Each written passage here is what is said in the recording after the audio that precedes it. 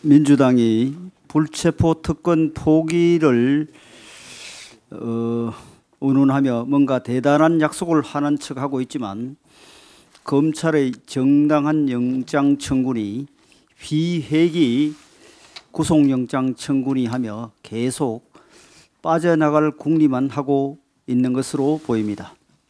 더구나 검찰이 정기국회 기간에 영장을 청구한다면 명백한 정치 공작이라고 주장하는데 8월 임시국회가 끝나면 바로 정기국회가 시작되고 100일간 회기가 이어지기 때문에 사실상 영장 청구는 꿈도 꾸지 말라는 선언과 다름없습니다.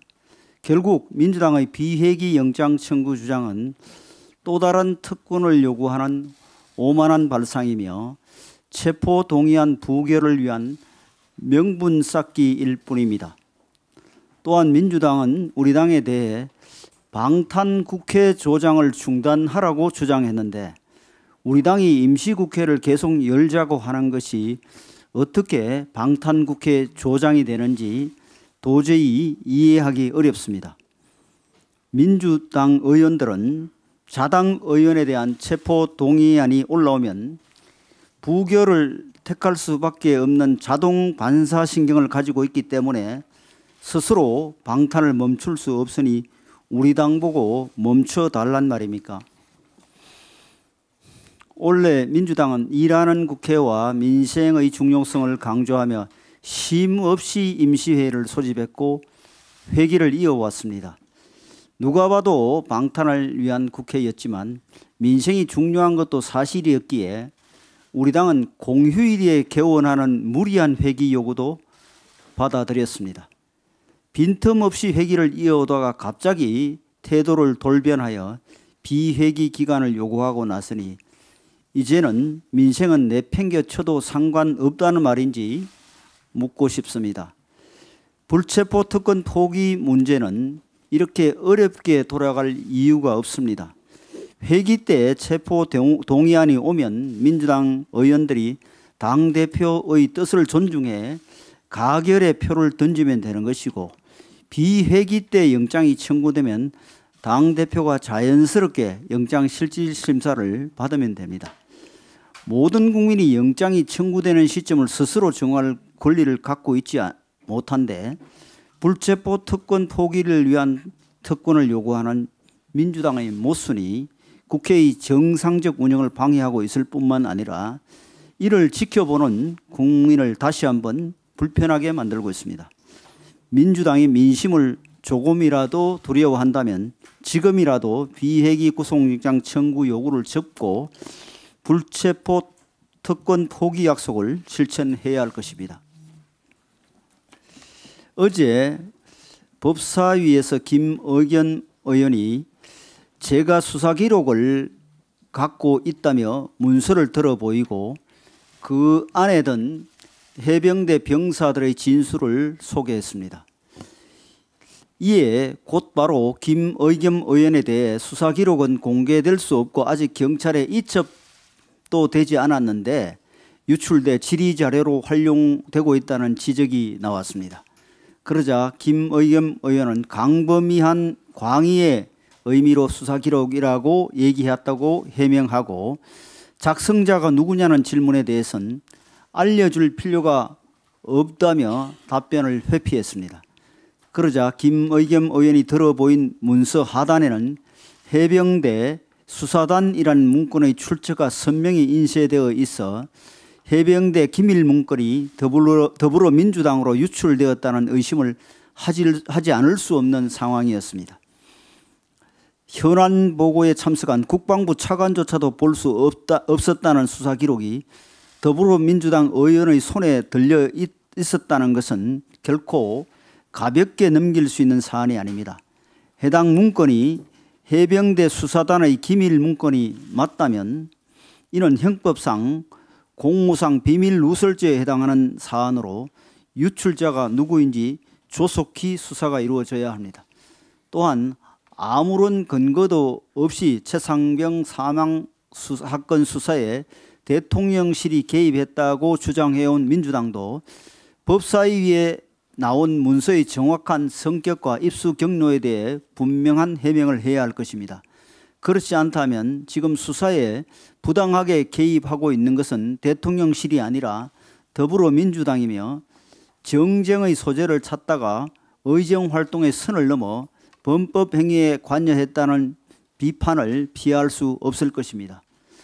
어제 법사위에서 일어난 일은 민주당이 얼마나 무리하게 특검을 밀어붙이고 있는가를 극명히 보여주는 사례입니다.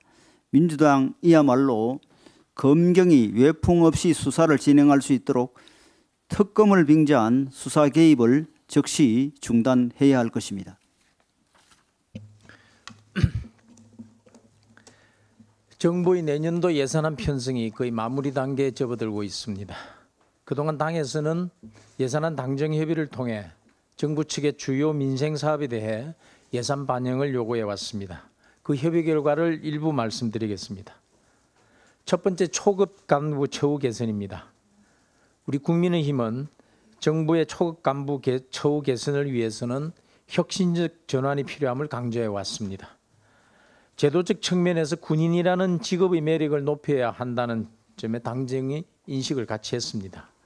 그래서 현행 58.8%에 불과한 초급 장교 장기 선발률을 80%로 올리고 대위 근속 15년 이후 군무원으로 전환해 최소 20년 이상 근무할 수 있도록 경력직 군무원 비율을 50% 이상으로 대폭 확대하겠습니다. 부사관에 대해서도 부사관 학군단 추가 신설을 포함해서 장교와 동일한 제도 개선을 추진할 예정입니다. 아울러 재정 지원도 늘리겠습니다. 소위 계급 기준으로 연간 총 수령액이 중견기업 초임 수준에 도달하도록 현행 대비 연간 약 400만 원을 더 받는 방안을 마련했습니다. 이를 위해서 단기 복무 장려금을 인상하고 현재 3년 이하 초급 간부에게 지급되지 않던 주택수당을 지급하기로 협의했습니다. 초급 간부 숙소도 개선하겠습니다. 현재 2027년까지 1인 1실을 추진 중인데 이를 1년 앞당겨 2026년까지 조기 완료하겠습니다. GOP, 함정, 방공 근무자 등 국가 안보를 위해서 어려운 여건 속에서 복무 중인 초급 간부를 대상으로 시관의 수당을 확대 지급하고 특수지 수당을 인상하는 방안에 대해 인사혁신처 등 관계부처와 협의를 계속하고 있습니다. 연내 마무리될 수 있도록 노력하겠습니다. 다음으로 가족 돌봄 청년에 대해 말씀드리겠습니다. 우리 국민의힘은 지난 5월 8일 어버이날에 김기현 당대표 주재로 가족 돌봄 청년 현장 간담회를 가진 바 있습니다. 가족들을 돌보느라 자신들의 미래는 포기한 채 생계의 무거운 짐을 짊어진 우리 청년들, 청소년들이 빈곤의 악순환에서 고통을 받고 있습니다. 이에 당에서는 가족 돌봄 청년을 위한 정책적 지원책을 마련했고 이를 내년도 예산안에 반영해 줄 것을 정부에 요청했습니다.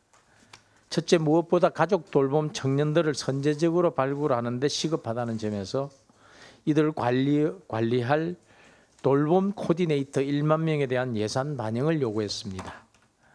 둘째, 가족 돌봄 청년, 청소년들의 경제적 부담을 덜어줄 필요가 있습니다. 이를 위해서 연간 200만 원의 자기 돌봄비 예산을 강력히 촉구했습니다. 셋째, 가족 돌봄 청년, 청소년들이 학업과 일에 전념할 수 있도록 여건을 마련해 줄 필요가 있습니다. 방문 돌봄과 가사 지원, 맞춤형 심리 지원 등 사회 서비스를 받을 수 있도록 월 70만 원 바우처를 지원하는 가족 돌봄 청년 대상 맞춤형 통합 서비스의 대상과 지원 기관을 확대해 줄 것을 요청했습니다. 이에 대해서 정부는 어려운 재정 여건 속에서도 당의 요구를 반영하여 최대한 지원이 이루어질 수 있도록 정부 예산안을 편성하겠다고 했습니다. 우리 국민의힘은 경제적으로 힘든 가족 돌봄 청년에게 든든한 버팀목이 되어줄 사업들이 내년 예산안에 촘촘하게 반영될 수 있도록 최선을 다하겠습니다. 국민교통비 부담 경감과 관련해서 말씀드리겠습니다. 전 세계적인 고금리 고물가로 국민의 생활비 부담이 만만치 않은 상황입니다. 최근 대중교통 요금도 인상되면서 서민들의 시름도 깊어가고 있습니다. 이에 국민의힘은 교통비 절감을 위해서 지하철 버스 통합 정기권, 즉 K패스를 추진하고 관련 예산이 정부안에 편성될 수 있도록 재정당국에 요구했습니다. K패스는 지하철 버스 등 대중교통을 20일 이상 이용할 경우 60회 치은 한도 내에서 지불한 교통비의 20%, 금액으로는 연간 최대 21만 6천 원을 환급해 주는 제도입니다. 청년과 저소득층에 대한 환급 혜택은 더욱 늘어납니다. 청년은 연간 최대 32만 4천 원, 저소득층은 연간 57만 6천 원 환급이 이루어지게 됩니다. 지난 정부에서 유사한 사업인 알뜰교통카드를 시행한 바 있습니다. 그러나 알뜰교통카드는 대중교통을 이용할 때 걷거나 자전거를 이용해야 하는 전제 조건이 있습니다. 즉 보행과 자전거 이동 거리에 비례해서 마일리지를 지급하는 방식입니다. 그러나 문제는 실제로 걸었는지 또는 자전거를 이용했는지 여부가 확인하기 어렵다는 점입니다. 또한 마일리지 지급 구조만 복잡하게 해놔서 교통 취약계층, 노인층 이용이 매우 저조합니다. 우리 당은 기존 알뜰교통카드의 운영 관리비 등 불필요한 예산 낭비 요소를 줄여서 국민들이 더 큰 혜택을 볼 수 있도록 K패스를 고안했고 관련 예산을 반영을 요구했습니다. K패스를 도입할 경우 기존 알뜰교통카드 이용자들은 굳이 걷거나 자전거를 탈 필요 없이 혜택을 받을 수 있고 신규 가입자 역시 이용 횟수에 따라 교통비 절감의 혜택을 누릴 수 있습니다.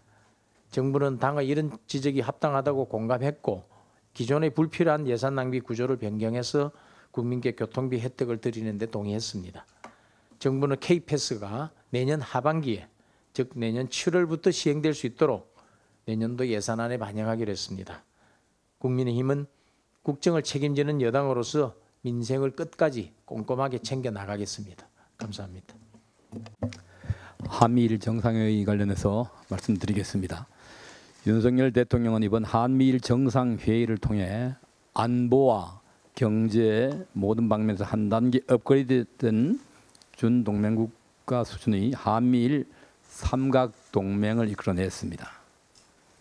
이로써 대한민국의 안보 위협은 감소되고 경제적 기회는 확대될 것입니다. 그럼에도 민주당은 윤석열 정부의 외교 성과를 애써 깎아내리며 강대국의 대리기사니 반공소년 같은 얼치기 외교니 삼전도 군력이니 하면서 갖은 저급한 비난으로 대한민국의 국격을 스스로 깎아내리고 있습니다. 운전석은 고사하고 조수석에도 앉지 못한 채 북한과 중국으로부터 온갖 수모와 홀대를 받은 지난 5년의 문재인 정권을 벌써 국민들이 잊어버렸다고 착각하시는 것입니까?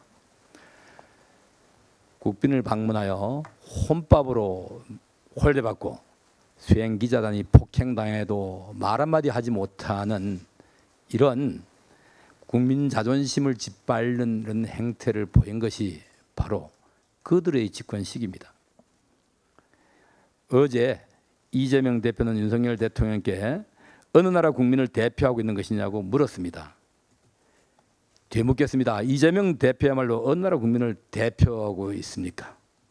지난 6월 제1 거대 야당의 대표가 국장급에 불과한 칭하이밍 대사의 관저까지 찾아가 두 손을 가지런히 모은 채로 15분간 훈시를 듣는 모습을 기억하는 국민들에는 그저 기가 찰 뿐일 것입니다.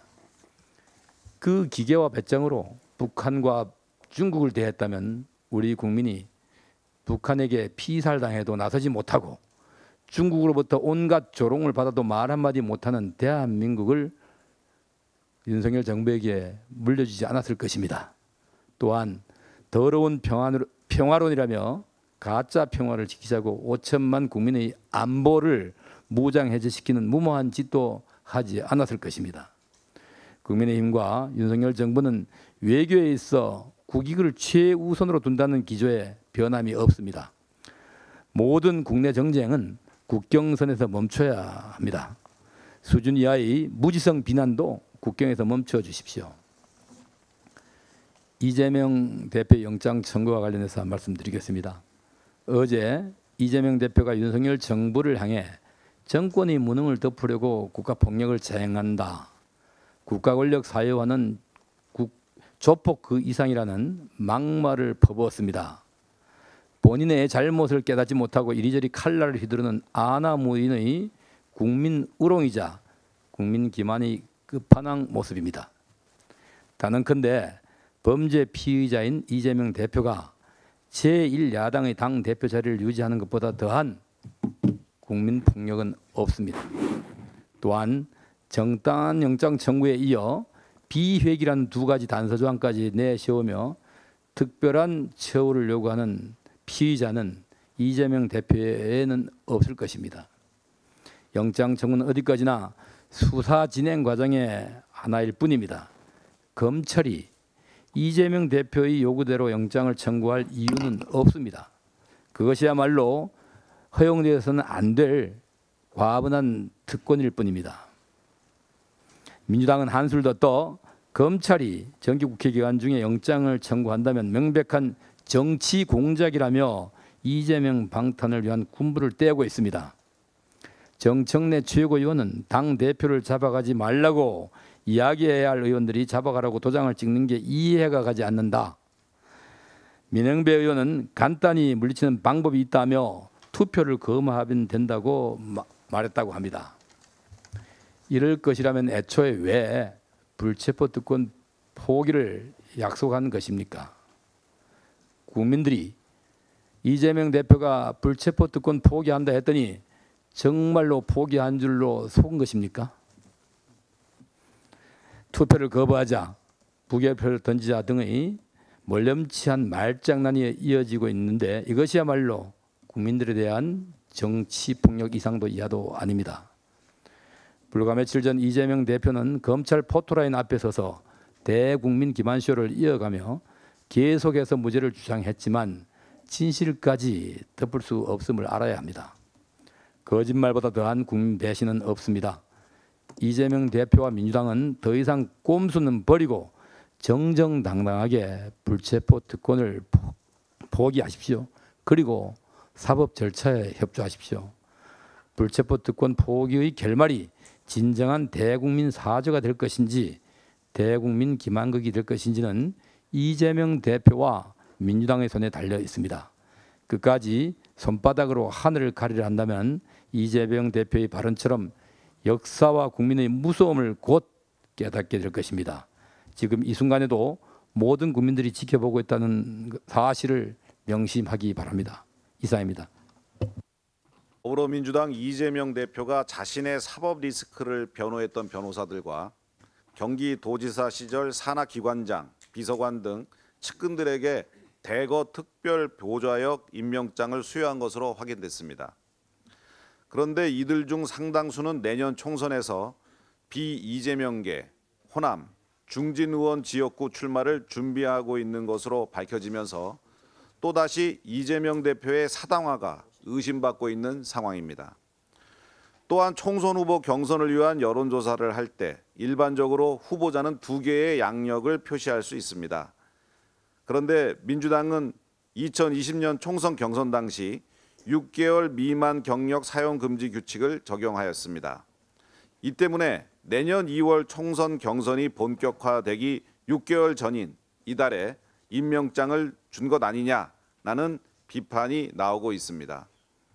심지어 특별 보좌역 중 일부는 가짜 대학생을 경찰 프락지로 의심하고 집단 폭행 고문해서 사망하게 하여 징역 5년 선고 받은 이력이 있는가 하면 2018년 지방선거 출마를 준비하던 중 2003년 성희롱 사건 가해자로 지목된 사실이 알려지면서 출마를 포기한 사실도 있는 것으로 드러났습니다. 이처럼 논란 있는 인사들마저 특보로 임명되어 지역구 출마를 준비하더니 이제는 특별 보좌역 임명장까지 총선 경선 시기에 맞춰 수여하는 모습을 보니 참으로 개탄스럽습니다. 민주당은 정당이 특정인 한 사람만을 위해 존재하는 것이 아님을 명심하고 국민 앞에 책임 있는 제1야당의 모습을 보여야 합니다. 이상입니다. 우선 발언하기 전에 오늘 원내 부대표님들 또 상임위 간사님들 참석 대상이 30분인데 2분 빼놓고 다 참석하셨어요. 원내대책에 적극적으로 이렇게 참여해 주신 상임위 간사님들 또 부대표님들께 감사의 말씀을 드립니다. 우선 정점식 간사님 발언 준비되어 있습니까? 네. 이 간사인 정점식 의원입니다.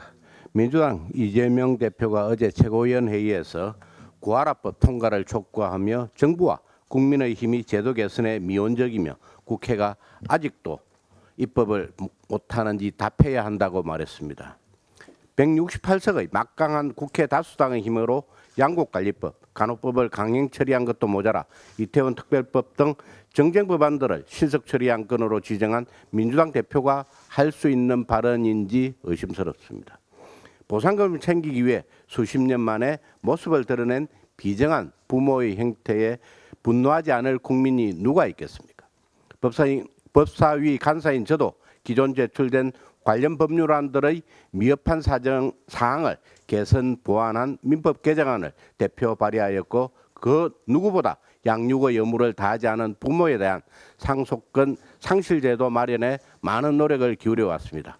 해당 안건은 우리 당의 적극적인 제안으로 지난 7월 법사위 회의에서 논의된 바 있고 8월 임시회에서 머그샷법과 함께 가장 우선순위를 두고 논의할 법률안으로서 여야 충분한 공감대를 형성하고 있습니다. 국회와 정부, 법원이 머리를 맞대어 신속히 처리해야 할 문제를 두고 정부와 국민의 힘이 미온적이라는 말로 법안 심의를 또다시 정쟁으로 몰아가려는 이재명 대표와 민주당의 유감을 표하며 사실을 왜곡하고 혼란을 부추기기보다 법안 심사에 적극적으로 협조하는 데 당력을 기울여 주실 것을 당부합니다. 국민의힘은 양육 의무를 다하지 않은 부모의 재산 상속으로 인해 더 이상의 억울한 피해자가 발생하지 않도록 법안 처리에 만전을 기하도록 하겠습니다. 이상입니다.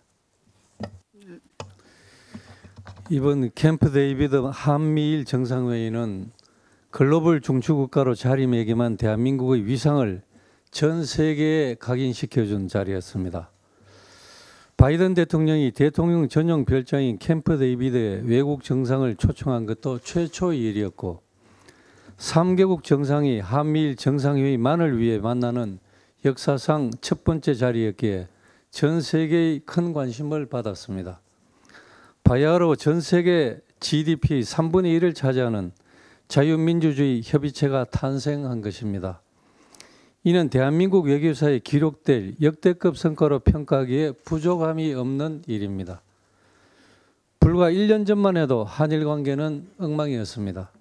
문재인 정부가 한일 관계를 사상 최악으로 만들어 놓았기 때문입니다. 이 때문에 이러한 한미일의 실질적인 외교 공조는 어려운 상황이었습니다. 윤석열 대통령은 지난 3월에 미래지향적인 한일 관계를 만들겠다고 주창하시면서 먼저 일본을 방문하였습니다. 이에 화답하여 기시다 총리가 52일 만에 전격 방한하여 한일 간 셔틀 외교가 복원되면서 최악의 한일 관계가 정상화의 길로 급진전되었습니다. 이에 대해 바이든 대통령은 물론이고 전 세계 언론에서도 한일 관계 개선을 이루어낸 윤석열 대통령의 용단을 그 리더십을 앞다투어 보도하였고 한미일 정상회담의 성사에서 윤석열 대통령의 역할에 대해 극찬하고 있습니다. 그런데도 민주당은 들러리 외교, 굴욕 외교, 퍼주기 외교 운운하면서 윤석열 대통령의 외교 성과를 폄훼하는 데만 여념이 없습니다. 외교에는 여야가 없다고 하거늘 민주당은 윤석열 대통령이 뛰어난 외교력을 발휘하여 문재인 정부 시절 국제사회에서 급격히 하락한 대한민국의 위상을 명실상부한 글로벌 중추국가로 우뚝 세워놓아도 여전히 들러리 외교 타령만 하고 있습니다. 어제 윤석열 대통령께서 한미일 정상회담 성과 설명에서 우리 국민들에게 위험은 확실하게 줄어들고 기회는 확실하게 커질 것이라고 자신 있게 말씀하셨습니다. 한미일 삼각 안보 협력 체계가 더욱 견고해졌을 뿐만 아니라 첨단 기술력과 선진 산업 기반을 통합하는 계획을 설명하였고 AI, 양자 컴퓨팅, 우주 등 국가 안보와 직결되는 미래의 핵심 실험 기술의 공동 개발부터 기술 표준화, 기술 유출 방지에 이르기까지 전 단계에 걸친 기술 안보 협력을 3국 간 합의했다고 밝혔습니다. 우리 정부 여당은 글로벌 복합 위기와 도전을 기회로 바꾸기 위한 동맹국 결속은 물론 북한과도 대화의 창을 열어놓고 중국, 러시아와의 협력 방안도 협력을 진행해 나갈 것입니다. 부디 민주당은 현 정부의 국익을 위한 외교에 죄를 뿌리지 말고 우리 정부가 원칙에 기반한 정의롭고 당당한 외교를 펼쳐나가는 데 적극 협조해 주기 바랍니다.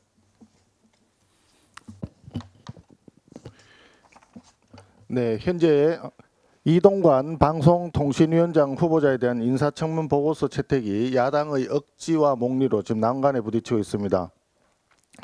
그런데 이번 결산을 준비하는 과정에서 방송통신위원회의 편파적인 미디어 환경 조성을 위한 이권 카르텔의 존재 정황이 나타나 한 말씀 드리고자 합니다. 방송통신위원회의 인터넷 환경 신뢰도 기반 조성이라는 사업이 있습니다. 2022년도에 17억 4천만 원을 사용했고 지난 3년간 총 51억 원이 사용됐습니다. 이 돈의 사업 주체는 시청자 미디어 재단인데 그 시청자 미디어 재단에서 일부 사업이 재단법인 팩트체크넷이라는 곳으로 위탁이 되어서 수행을 했습니다. 그런데 이 팩트체크 사업이 편향적으로 운영된 정황이 발견이 되었습니다. 정치인 발언 검증 컨텐츠 42건 중에서 3분의 2에 가까운 27건이 현재 여권 정치인 발언을 대상으로 했고 현재 야권 정치인 발언에 대해서는 13건에 불과했습니다. 여야 동시에 검증한 것은 단 2건에 불과했습니다. 팩트체크라는 것 자체가 논쟁적이기 때문에 양자를 균형적으로 살펴야 함에도 불구하고 이 사업의 팩트체크는 어떤 발언을 대상으로 할 것인지부터 이미 편파적이었던 것입니다. 또 팩트체크넷에 팩트체커로 활동할 경우 컨텐츠 한 건당 10만 원에서 15만 원의 사례비를 받도록 되어 있는데 지난해 100만 원 이상 사례비를 받은 한 팩트체커는 자신의 SNS 계정에 현재 윤석열 정부에 대한 비호감을 대놓고 드러내고 있었습니다.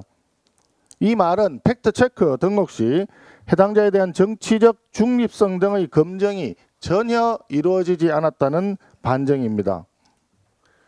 그런데 이러한 팩트체크넷이라고 하는 기관의 구성은 참으로 묘합니다. 방송기자연합회, 한국기자연합회, 방송PD연합회라고 하는 언론인 3개 연합회 외에 사회적 협동조합인 빠띠라고 하는 이 4개 기관이 공동 출연해서 설립이 되었고 팩트체크넷의 대표자는 사회적 협동조합인 빠띠의 대표자가 대표를 맡고 있습니다. 결과적으로 빠띠라는 사회적 협동조합을 표방하는 단체가 이 사업을 수행한 결과가 되는데 이 단체의 커뮤니티 활동 중에는 박근혜 전 대통령 탄핵 촉구 활동 인정과 같은 정치 편향적인 활동이 다수 있었습니다. 결과적으로 종합해보면 방송통신위원회의 국민혈세가 사회적 협동조합을 표방하는 편향적인 단체로 흘러들어갔고 그 예산으로 편파적인 언론 환경을 조성하는 활동을 계속했다는 뜻이 됩니다. 결과적으로 중립성과 타당성이 낮은 이 사업에 대해서 2023년부터 관련 예산을 줄이긴 했습니다.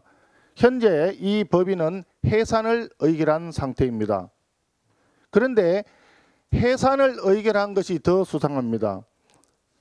이러한 편파적인 단체의 활동에 대해서 문제가 심각한데 이 활동을 확인할 수 있는 자료를 구하기가 불가능합니다. 해산된 단체이기 때문에 현재 홈페이지도 클로징된 상태입니다. 한마디로 국민 혈세를 잘못된 편향된 활동에 지출했음에도 불구하고 환수가 불가능할 뿐만 아니라 결과적으로 전형적인 예산 먹튀, 뜯다방과 유사하다고 할 수 있습니다. 특정 정치 세력과 편향적인 시민단체 등이 이권 카르텔을 형성하여 국민 혈세를 빼먹은 이 결과에 대해서 앞으로 철저한 수사가 필요하다고 생각을 합니다. 이러한 이권 카르텔이 지난 정부 시절 방통위 내부 곳곳에 또 다른 정부 부처나 공공기관 곳곳에 얼마나 많이 독버섯처럼 자라있는지 확인이 필요하다고 봅니다. 국민 혈세를 낭비하고 우리 사회를 병들게 하는 이권 카르텔을 깨고 새로운 집행을 열기 위해서는 새 수를 담을 새 부대가 절실한 상황입니다. 더불어민주당은 이권 카르텔에 호응하는 것이 아니라면 이동관 방송통신위원장 임명 절차에 조속하고 원활하게 완료될 수 있도록 적극 협조해 주기 바랍니다. 이상입니다. 가방위 간사 박성중 의원입니다. 오늘 원내 대책회의는 권태선 박문진 이사장의 해임 사유, 그리고 민노총 언론노조 조합원의 방송장악 관련 총투쟁 지령 관련해서 말씀드리겠습니다. 어제 21일 방통위의 박문진 검사감독 결과가 발표되었습니다.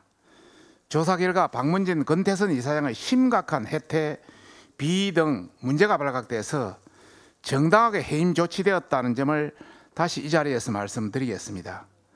우선 첫째는 박문진 권태선 이사장은 MBC 안영준 현 사장, 당시 후보자가 수년 전 벤처기업으로부터 거액의 공짜 주식을 받았다는 투서를 받았음에도 이에 대한 검증을 하지 않은 채 유야무야 처리하고 임명시켰습니다. 또 MBC 특별감사 결과에서 주식 명의 신탁 행위가 드러났음에도 어떠한 조치도 취하지 않았습니다. 또 이 같은 문제에 대해서 권태선 이사장은 MBC의 감사 업무에 김기중 이사를 업적으로 파견한 바 있습니다. 그래서 내용을 다 알고 있다, 이런 사안입니다. 또한 박성재 연임 후보자가 영업이익을 수백억 부표에 작성한 것, 2021년 40억에서 240억, 2022년 684억에서 1090억, 2023년 566억에서 840억을 한 것도 방기한 사실이 드러났습니다. 둘째는 박문진 권태선 이사장은 MBC와 관계사 플러스의 투자 감독을 하지 않아서 막대한 손실을 초래하였습니다. 미국 라스베이거스 투자 105억 원을 방치하는 등 울트라 뮤직 페스티벌, 미국 프로야구 MLB 투자 선지급 해수, 미해수, 또 MBC 플러스 무리한 사고로 100억 이상 손실 등 수백억 원의 투자 손실을 방관한 문제에 대해서 책임을 면치 못하게 되었습니다. 셋째는 박문진 이사들의 업무 추진비 부적정 사례가 많이 발견되었습니다. 법령과 정관에서 주어진 의무와 역할을 망각한 채 흥청망청 국민의 세금을 사용한 것입니다. 청탁금지법을 위반한 사례도 많이 있었고, 이렇게 부적절한 사용한 금액이 248건 이상 3,300만 원이 넘는 것으로 나타났습니다. 넷째, 박문진은 2019년 박문진 홈페이지에 마약 판매글이 약 3개월간 올라왔음에도 이를 인지도 못하는 엉터리 기간이었습니다.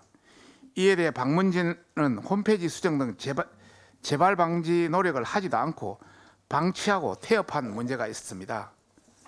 이 외에도 감사원의 감사 거부, 방통위의 검사 감독 방해 등 끝도 없이 문제를 일으켜 지금 당장이라도 폐업 조치를 해야 할 정도입니다. 이러한 심각한 기간의 문제를 책임지고 있는 권태선 이사장의 해임 조치는 분명히 정당하다고 밝히는 바입니다. 다음은 민노총 언론노조의 방송장악 총투쟁 지령과 관련한 내용입니다. 민노총 언론노조가 전국 모든 민노총 조합원들에게 투쟁 독려 지령을 내려 방통위 업무를 무력화하려고 하고 있습니다. 이에 맞춰서 민언련, 언계련, 방송기자연합회, 기자협회, 한국방송기술인연합회 등 민주당 방송법 개혁을 한 목소리로 찬성했던 모든 조직들이 투쟁 결의문을 발표하고 일사천리로 움직이고 있습니다. 이러한 움직임만 봐서도 이들이 단순한 시민단체가 아니라 친민주당 단체, 친민노총 단체라는 것을 쉽게 알 수 있습니다. 2017년 무도한 행위로 방송 장악에 나선 단체들입니다. 이들이 또다시 불법 행위를 저지르려고 하고 있습니다. 우리 국민회의는 반드시 불법 행위가 드러나면 엄단할 것을 경고하는 바입니다. 이상입니다. 네, 간사 유성글 의원입니다. 지난 18일 지난 금요일 날 원내대책회의 때에 중국 경제가 심상치 않다. 그래서 경제기획재정부를 포함한 정부에서 이 상황을 예의주시하고 대책을 마련할 줄 것을 요구를 한 바가 있습니다. 그 이후로 지난 20일 기획재정부를 컨트롤 타워로 하는 중국 경제 상황반이 설치되었다고 들었습니다. 그래서 정부의 발빠른 대응이 시의적절하고 또 바람직하다는 그런 말씀을 드립니다. 그런데 또 미국의 상황도 심상치 않습니다. 관심을 가져야 됩니다. 미국 상황은 중국 상황하고 사실은 정반대의 상황입니다. 미국은 경기 과열을 지금 우려하고 있는 상황이고 중국은 경기 침체를 걱정하고 있는 그런 상황입니다. 각종 경제 지표 호조로 해서 미국의 10년물 국채 금리가 15년 만에 지금 최고 수준으로 높아졌습니다. 또 달러도 강달러가 계속되고 있습니다.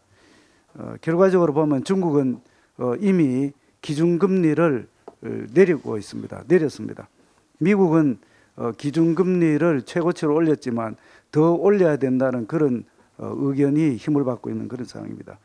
무역 의존도가 높은 한국 경제 특성상 주요 두 개국 미국과 중국 경제의 급변은 우리 경제의 실물과 그리고 금융시장, 외환시장에 커다란 영향을 미치게 될 그럴 가능성이 매우 큽니다. 최대 수출 대상국인 중국의 위기는 사실상 어떻게 보면은 초대형 악재라고 볼 수 있을 것입니다. 또 미국의 고금리는 막대한 가계 부채를 안고 있는 우리나라로서는 큰 부담이 될 수밖에 없는 상황입니다. 미국, 중국의 경제 악재는 방향성이 전혀 다른 만큼 당국의 조치가 치밀하고 섬세해야 할 것입니다. 위기 의식이 없는 게 최악의 위기라는 그런 말씀이 있습니다. 환율 안정을 위해서 무역 수지 및 경상수지 흑자 기조를 정착하는 데 총력을 다해야 되고 고금리 국면에서 가계부채 관리도 제대로 이루어져야 할 것으로 생각이 됩니다. 당국은 경제 관련되는 사항을 면밀히 모니터링해서 적절한 대응책, 적극적 대응책을 마련해 줄 것을 당부드립니다. 이상입니다. 예, 행안위 이만희 간사입니다. 지난 6월 30일 민주당 등 야당이 일방적으로 패스트트랙 법안으로 지정한 이태원 참사 특별법 강행 처리를 위해서 21대 행안위에서는 한 번도 구성되거나 열린 적이 없는 안건 조정위 구성을 통보하면서 오늘까지 여기에 참여할 우리 당 위원들의 명단을 제출해 줄 것을 요구해 왔습니다. 원래 국회 내에서 소수당이 다수당의 폭주, 독주를 저지할 수단으로 도입된 안건 조정위 제도가 그 안건 조정위 제도의 취지와 입법 정신을 정면으로 허무는 거침없는 폭주입니다. 21대 국회 들어서 안건조정위원회는 민주당의 폭거로 인해서 완전히 악법 통과위원회로 전락해버렸습니다. 이미 무조건 통과라는 결론을 정해놓고 강행 처리를 위한 절차상의 조건만 충족시키기 위해서 여는 무의미한 안건조정위원회에 참여하는 것이 도대체 무슨 의미가 있겠습니까? 그동안 이태원 특별법에 대해서는 국회, 정부, 언론 등에서 많은 지적이 있었습니다. 세월호보다도 더한 무소불위의 조사위 권한과 불공정한 추천위원회에 대해서 위헌성 지적도 있었고 광범위한 피해자의 범위와 지원에 대해서는 사회적 공감대 형성이 우선이라는 많은 지적들이 있었습니다. 그럼에도 민주당은 이러한 의견 수렴이나 의견 해소를 위한 노력은 뒤로 한 채 만사 제쳐놓고 이세원 특별법만큼은 강행 처리해야 되겠다는 의도를 보이고 있는 것입니다. 우리 국민의힘 행안위원 일동은 이러한 야당의 행안위를 마비시키는 입법 폭구를 멈춰줄 것을 강력히 요구하면서 뻔한 결론을 정해놓고 절차상의 조건만을 충족시키기 위해서는 안건조정위원회의 참석으로 덜러리 쓸 생각은 추호도 없음을 명백하게 말씀드립니다. 이상입니다. 짧게 하십시오. 40분이 넘어서 그렇습니다. 네, 짧게 하겠습니다. 지난주 토요일 정신병력을 가진 사람이 또 시민들을 향해 난동을 벌였습니다. 이날 지하철 2호선 합정역 방면 전동차 안에서 50대 남성이 일명 맥가이버 칼로 불리는 소형 공구를 휘둘러 승객 2명의 얼굴에 자상을 입혔습니다. 이 남성은 과거 조현병 진단을 받았으나 치료를 중단한 것으로 알려졌습니다. 신림역 살인범 조수는 사이코패스 즉 반사회적 인격장애, 서현역 살인범 최원종은 조현성 인격장애 판정을 받았습니다. 이렇듯 정신질환자에 의한 강력범죄가 빈발하는 상황임에도 교정당국의 재소자 관리에는 미비점이 있는 것으로 드러났습니다. 최근 한 언론 보도에 따르면 근 3년간 교정시설 전체 수용 인원 가운데 정신질환자 비율은 2020년 99.2%, 21년에는 9.3%, 22년 10.6%로 꾸준히 증가해 왔습니다. 반면 교정시설에 배치된 정신과 전문의는 같은 기간 3명에서 1명으로 대략 감소했습니다. 서울 동부구치소 2명, 진주교도소 1명이었다가 지난해 동부구치소는 공석이 되었습니다. 현재 정신질환 재소자가 5,622명인데 교정시설 내 정신과 전문의가 1명뿐이라는 게 말이나 되는 겁니까? 경찰청 조사에 따르면 정신질환 범죄자의 재범률은 65%로 전체 범죄자 재범률 47%보다 높습니다. 정신질환이 있는 전과자가 교정시설 내에서 제대로 정신치료를 받지 못하고 출소할 경우 재범의 가능성을 배제할 수 없는 이유입니다. 며칠 전 세간에 충격을 준 신림동공원 강간살인범 역시 우울증을 앓던 은둔형 외톨이였다고 합니다. 한 달 새 묻지마 살인이 3건이나 발생해 국민 불안이 커지는 지금 사법당국과 보건복지부는 공조하여 특히 정신질환 범죄자에 대한 수감, 출소 시 체계적인 관리에 만전을 기해 주십시오. 이상입니다.